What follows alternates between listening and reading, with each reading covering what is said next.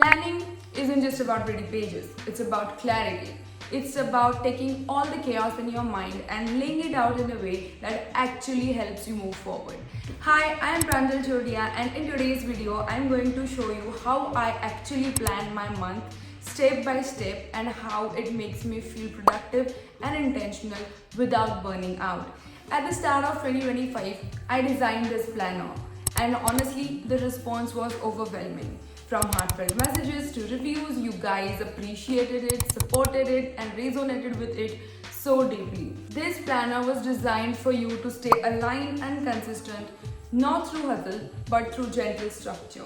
And I'm so happy that it is doing exactly same for so many of you all. So before I start this video, I just wanted to say thank you truly for planning my month. I usually use my own planner because it is designed in a way that works for me. Also, it is beginner friendly, but if you don't have my planners with you right now, the systems that I'm going to show you in today's video can be adapted in any sort of journal or even your basic notebooks or digital apps if you prefer.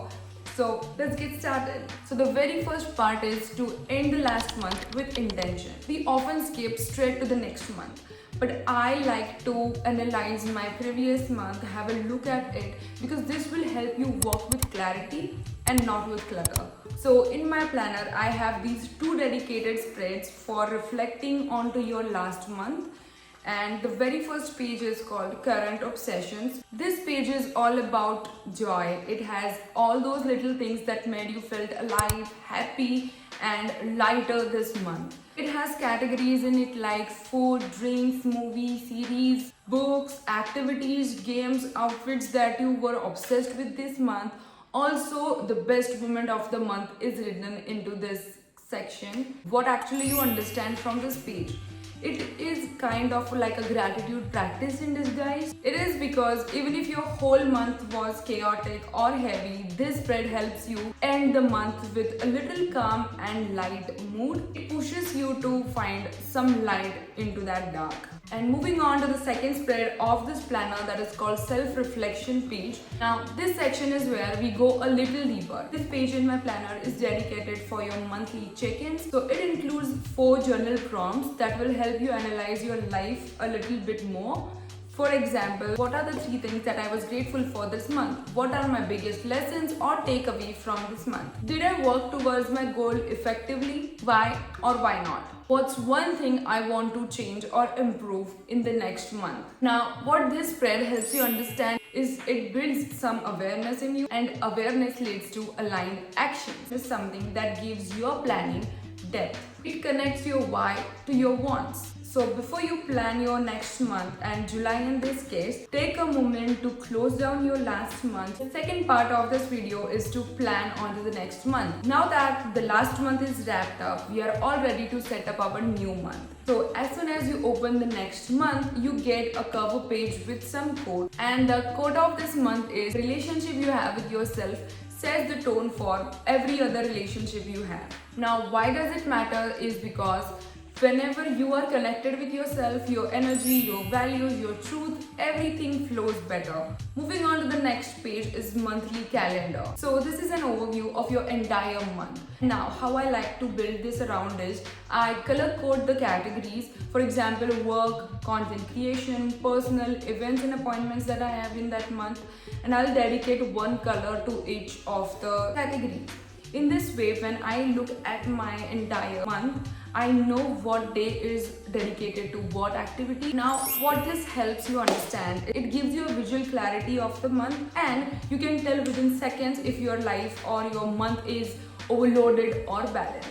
And then we move on to the second section of this month where I have 2 pages dedicated to the trackers. So the very first page has habit tracker. So you can write what kind of habits you want to track. And then we are moving on to the second page of this tracking section, that is fitness tracker. This also we have 6 sections where you can track your fitness. For example, exercise, morning walks, yoga, cycling, playing a sport, and you can just track them whenever you do that kind of activity. Now, what this section actually helps you understand. It shows you your consistency, your trigger points, what you did on that day made you feel like that, if you were happy, what activities you actually performed on that day that made you feel productive and happy, or what was that one thing you didn't do that day that made you feel little laid back. In short, it keeps you accountable without shame. Moving on to the third section of this month, that is budget planning. Again, this spread has two sections, first of expense and second of income. You can write the budget that you have set for the month. You can write your expenses, incomes, and savings of the month. You can carry forward with the last saving to get the jinx of what your saving exactly look like.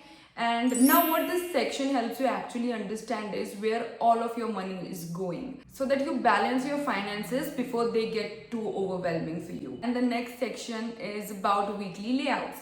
So in the weekly layout, you have small sections where you can write your to-do list of the day or what you fill that day. Basically, I use this part to write all the tasks that I have to do on that day and then check them at the end of the day. And this section acts like a track of your daily actions that you are performing to get to your actual monthly goals. You don't get distracted and you know where you are putting your energies into. And yeah, that's how I plan my entire month, not just to stay organized but to feel calm, clear, and connected with my goals. And yes, you don't have to do it all perfectly, just one step at a time, to reflect a little, plan a little, and trust yourself a little more every single month. That's it for today's video, and I hope this video gave you a fresh perspective on how planning can be used as a tool for clarity and not for pressure. I would love to know what you want me to film next. Drop your questions, suggestions, recommendations, whatever you have in the comment section. Until then, take care, stay kind to your mind, and I'll see you guys next time. Bye.